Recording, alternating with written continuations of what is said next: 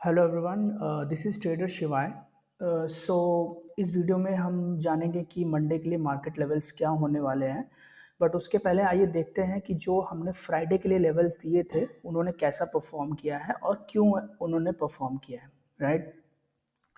तो अगर आप देखेंगे तो अगर आप मेरा फ्राइडे मार्केट प्रेडिक्शन वाला जो वीडियो है उसको आप देखेंगे तो यहाँ पे अगर हम इसको करते हैं तो ये हमारे लेवल्स थे उस दिन के, ठीक है। तो जैसा कि मैंने बताया था कि ये हमारा एक वैल्यू एरिया है, ये वैल्यू एरिया लो है, ये वैल्यू एरिया हाई है। तो ये हमारा एक वैल्यू एरिया था और दूसरा यहाँ पे नीचे एक वैल्यू एरिया था, ठीक है। तो मार्केट अगर हमारा इस वैल्यू एरिया के अंदर खुला तो हमको क्या करना है कि सपोर्ट से ऊपर की तरफ का ट्रेड लेना है और रेजिस्टेंस से नीचे की तरफ का ट्रेड लेना है, जिसको हम लोग बोलते हैं रिस्पॉन्सिव एक्शन।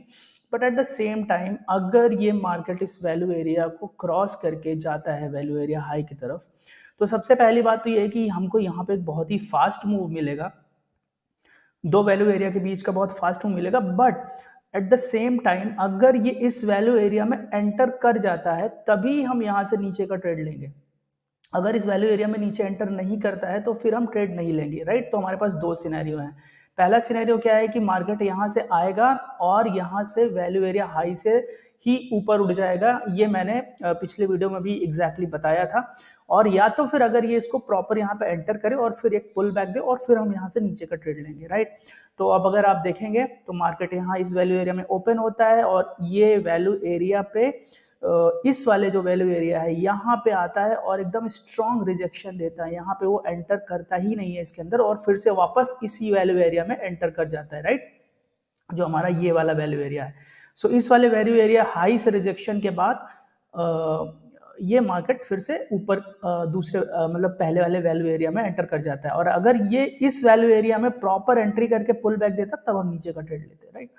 तो यहाँ पे आप देख सकते हैं और ये मार्केट पूरा दिन जो भी हमारे लेवल्स थे उन्हीं के बीच में ये प्ले करता रहा। मैं इसको क्लोज कर देता हूँ, ऊपर नीचे एंड इस तरह से आप देख सकते हैं, राइट।